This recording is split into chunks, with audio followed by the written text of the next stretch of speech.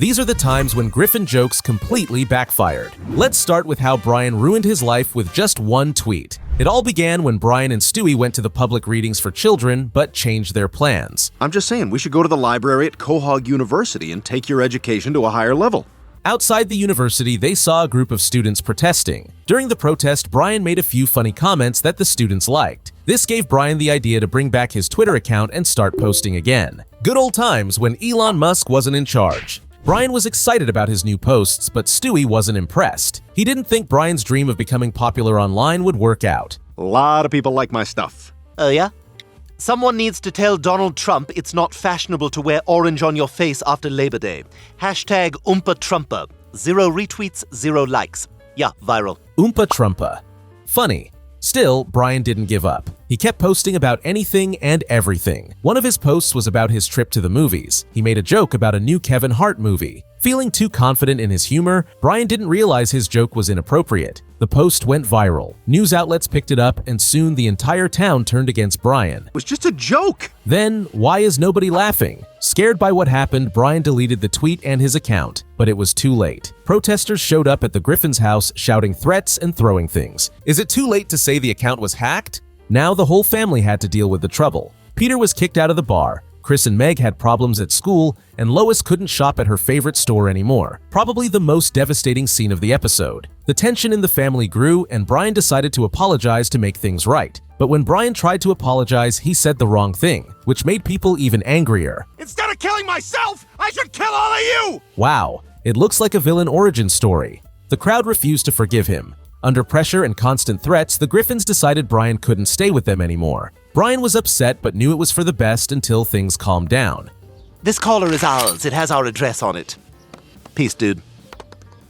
Sometimes, to start fresh, all you need is a good dog shelter. So, he moved into a tiny, rundown apartment and started living a lonely, quiet life. In real life, you need to understand what and why you are posting. Social media is powerful, but it's also dangerous. It's important to think carefully before posting anything online. One mistake can cause a lot of problems for a long time. Yeah, I messed up, but what about all the stupid things Peter's done? Here we are talking about the situation that happened in the episode I Am Peter, Hear Me Roar, where Peter got into trouble that almost cost him his job. The story begins at a comedy club where a drunk Peter decided he was funny enough to try stand-up comedy. Brian and Lois, who were with him, didn't like the idea, but they couldn't stop him. Who needs comedians when Peter can roast himself this hard? During his performance, the audience laughed. Not at his jokes, but at how silly he acted while drunk. Peter didn't realize this and thought he was genuinely funny. The next day, he started telling jokes everywhere he went. It didn't take long for his jokes to go too far. The worst one happened at work. Why do women have boobs?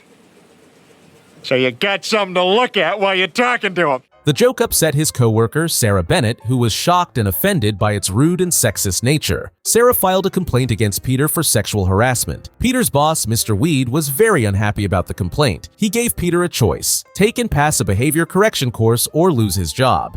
Good. I'm looking forward to it.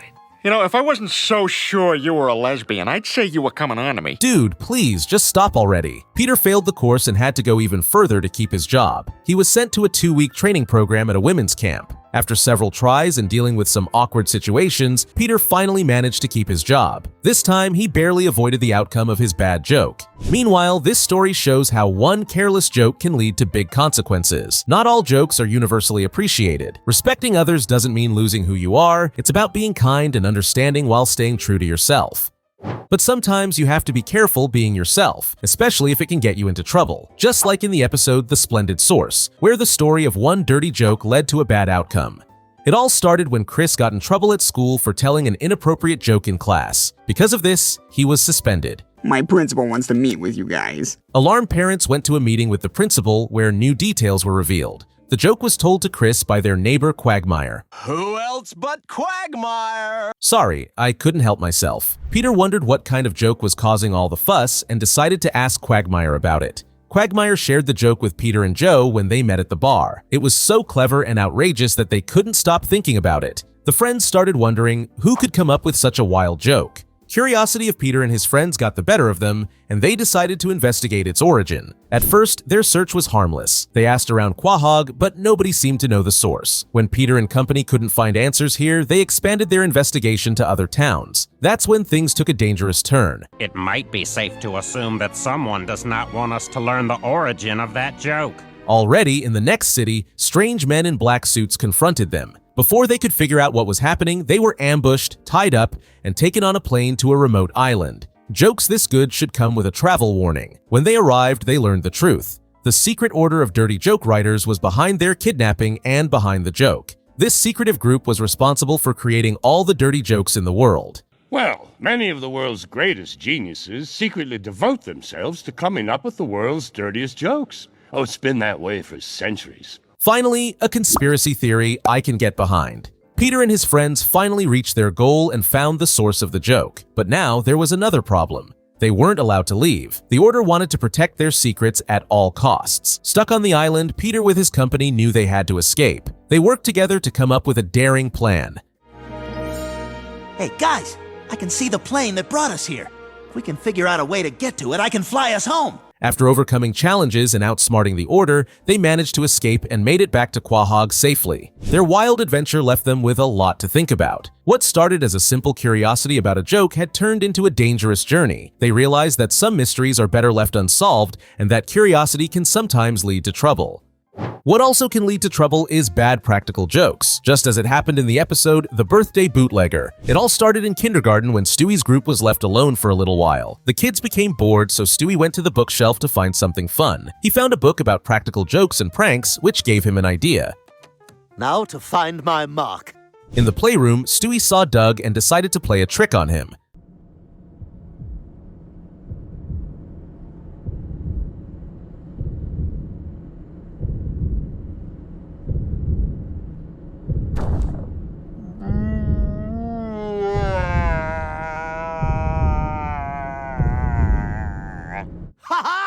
Doug yelped and started crying because his nose was bleeding. Stewie looked surprised for a moment, but quickly shrugged it off, thinking it wasn't a big deal. But when the teacher rushed over to check on Doug, Stewie knew he was in real trouble. This was Stewie's third strike. With no detention room in the kindergarten, the teacher sent Stewie to the elementary school across the street for a stronger lesson. From funny to felony in one step.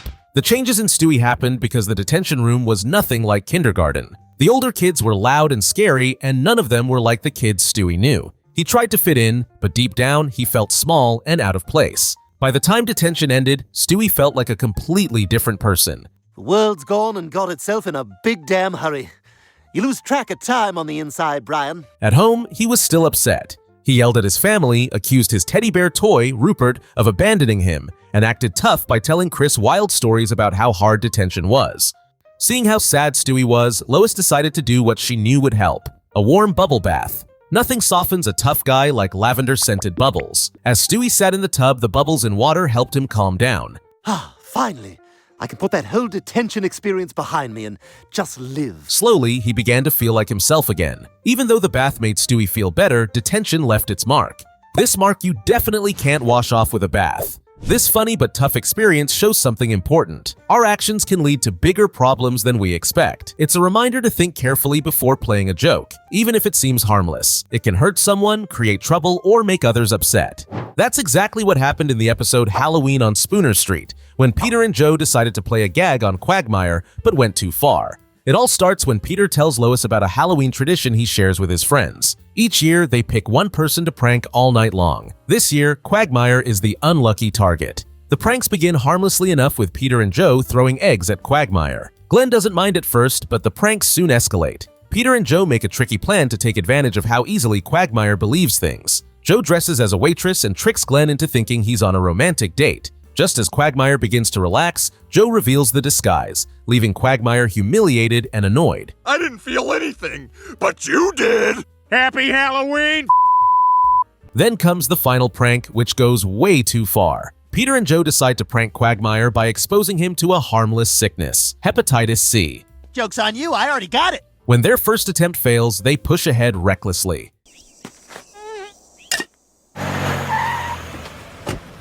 All right, what this is has no name, so you can't have it. If Peter had put as much effort into his life, he would have been much more successful. As a result of their efforts, Quagmire ends up catching a new yet undiscovered disease from Africa. Though he eventually recovers, he's furious. Storming off, he decides to get back at them, his once easygoing mood now replaced with anger. Revenge. Later that night, the group decides to visit an old Air Force graveyard, trying to shake off the earlier tension. Quagmire spots a vintage Japanese Zero airplane and suggests they take it for a ride. Although it's strange that the plane is fully functional and fueled, Peter and Joe eagerly agree. Somewhere, a war museum is filing a police report. As the plane soars over Quahog Harbor, Quagmire starts to act strangely. He claims to be channeling his Japanese warrior spirit and pretends to be on a kamikaze mission. He locks the controls and begins shouting in Japanese, steering the plane directly toward a ship in the harbor.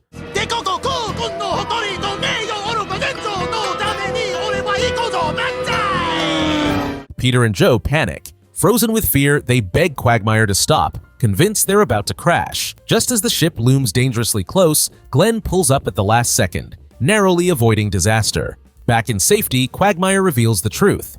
His Japanese warrior spirit was fake, and the entire stunt was his way of revenge. Halloween is a time for fun, but it's important to remember empathy and respect for others. Without those, things can spiral out of control faster than anyone expects. This story shows how pranks can go too far, turning fun into harm.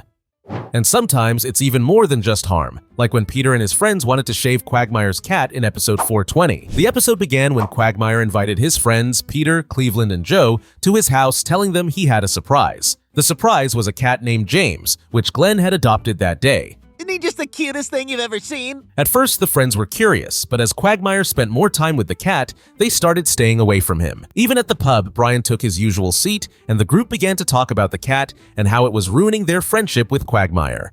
I hate Quagmire lately. Me too. That cat has totally changed his personality. Quagmire's obsession with the cat deepened. He used it like a puppet to refuse Cleveland's request for a lawnmower, made Peter write a greeting card for the cat, and even went to Vermont to buy gifts for it instead of spending time with his friends. In the world of drugs and gambling, that's not the worst obsession, is it? The next time the friends got together at Peter's house, they were drunk and frustrated. Joe suggested they get back at the cat for taking Quagmire away from them.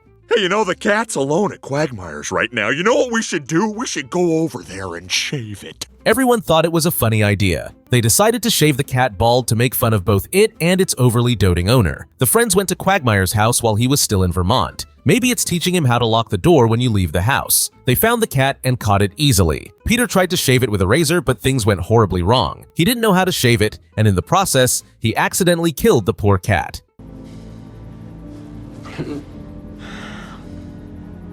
No! Shocked by what had happened, the friends quickly decided to hide what they had done. To cover their tracks, they opened a window to make it look like the cat had run away, and Brian and Peter got rid of the body. Not believing his cat had simply run away, Quagmire began searching for it. Eventually, he learned the shocking truth. Hey guys, I want you to know I'm raising my reward to $50 for anyone who can help me find James. No questions asked. I killed your cat. Unfortunately, it was too late to change anything. The cat had died because of a thoughtless, drunken joke. You should never hurt animals, especially for fun. Even if your friend chooses to spend time with a new pet instead of you, it is his choice, and you have to accept it. Our understanding of similar situations should be based on respect for our friends, their private lives, and their pets. Who also deserves respect but doesn't get enough of it is Peter's wife, Lois. In episode The Courtship of Stewie's Father, Peter's joke will put her life in real danger. This situation began when Lois noticed bad changes in Stewie's behavior. He had become more aggressive and impatient. As a mother, Lois began to worry about him. She believed this was because Peter wasn't involved in raising him. Wanting to be sure, she spoke to Stewie's daycare teacher, who confirmed her suspicions. Notice anything unusual? I sure do. His father's not in any of them. And nothing else bothers you about them? Really? Determined to fix the problem, Lois insisted that Peter spend more time with Stewie. Peter had no choice but to agree. However, he approached it in his usual careless way, taking Stewie to a bar, bringing him to a strip club, and even forgetting him in the car during a football match. Lois found out about all this right away. Seeing that this wasn't working, Lois stepped in and set new rules. You can't just take him places you want to go. He's a baby. During their discussion, Peter accidentally dropped a box on her, which made Stewie laugh. This gave Peter an idea. Stewie enjoyed it when bad things happened to his mom. Realizing this, Peter decided to bond with Stewie through pranks on Lois. Parenting books don't cover this chapter. At first, the jokes were small. He threw food at her and laughed. Then he sprayed her with a hose while Stewie took embarrassing pictures. There is nothing more precious than a baby's laughter.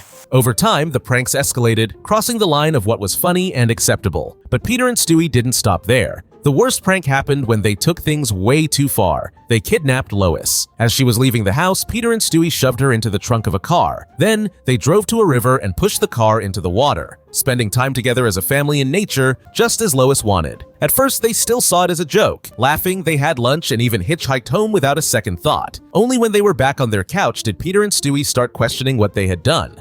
Geez, I hope she can get out. No, I'm sure she'll be fine. But by then, it was too late for the rescue mission. Lois had already made it home.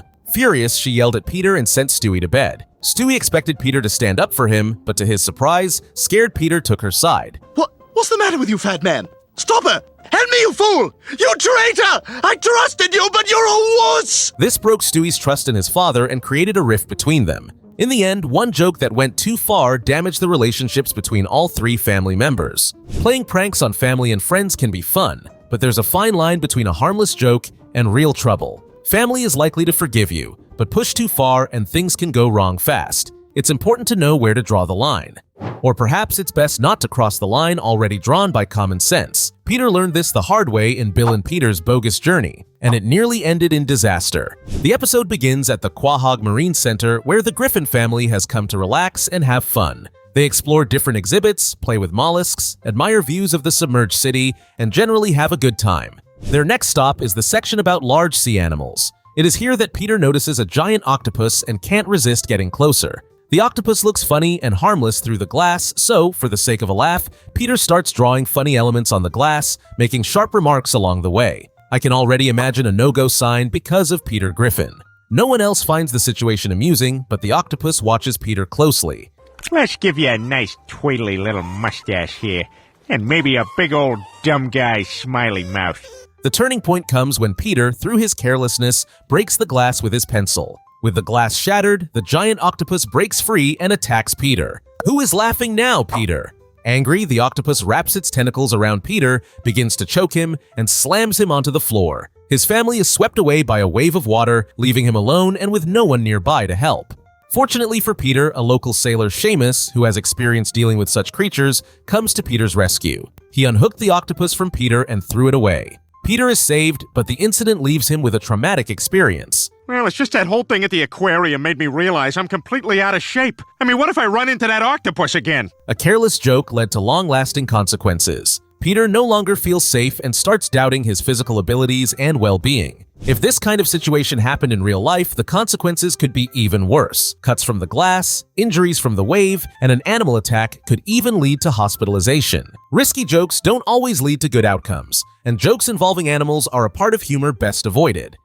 What else you can't avoid is being mocked by your own friends. That's exactly what happened to Peter in the episode Roasted Guy. The story began with a late-night TV show that Brian and Peter were watching. The show was called A Man of the Hour. In it, a celebrity was roasted by their friends and familiar people from the city. Whose wedding is this? It's hilarious. Peter, it's not a wedding. It's an infomercial for the Dean Martin celebrity roasts. Peter loved the idea and wanted to be the center of attention, the subject of jokes and discussions. His friends supported him and were ready to organize it all. Only Brian expressed a little concern about whether Peter fully understood the concept of the show. It's hard to tell at this point who's the better friend here. As time went on, Peter realized he didn't understand, but by then, it was too late. The event took place at the Quahog Banquet Hall. That's where Peter's friends and acquaintances gathered to roast him. Wow! Looks like Peter isn't the last man in town. The first person to start was Glenn Quagmire, and he kicked off a series of jokes aimed at mocking, criticizing, and putting down Peter Griffin. Peter didn't realize what he had gotten into until after the first unpleasant joke. In high school, he didn't play sports, but he did wear a helmet. It's harsh, but imagine what he would say if Brian were in Peter's place. But by then, there was no stopping the show. One after another, his friends and acquaintances took turns roasting him in various ways. By the end of the night, Peter was upset and disappointed. Can't believe I'm saying this, but I feel a little sorry for Peter. What was supposed to be a fun evening of celebration turned into one long, cruel joke that everyone laughed at, except Peter. And this would definitely have consequences. Already in his closing remarks, he couldn't hold back his emotions and angrily told the crowd that he no longer had any friends. Okay, yeah, I got something to say. Screw all you guys! I hope you all eat turds and die! None of you bastards are my friends no more! The next morning, Peter stood in front of his family and made a carefully thought-out statement. He said he didn't want to talk to his friends anymore, that he was cutting ties and would look for new ones. New ones or better ones? That's the real question. This marked a new chapter in Peter's life. He was hurt by his former friends and began his lonely search for new ones. In real life, disappointment in friends is not uncommon, but we must understand that if people don't meet our expectations, the problem isn't with them, it's with the level of our expectations. A more realistic understanding of those around him could have helped Peter recognize a bad idea much earlier. But you know what is always a good idea? Subscribing to our channel and hitting that like button. Thanks for watching this episode with us.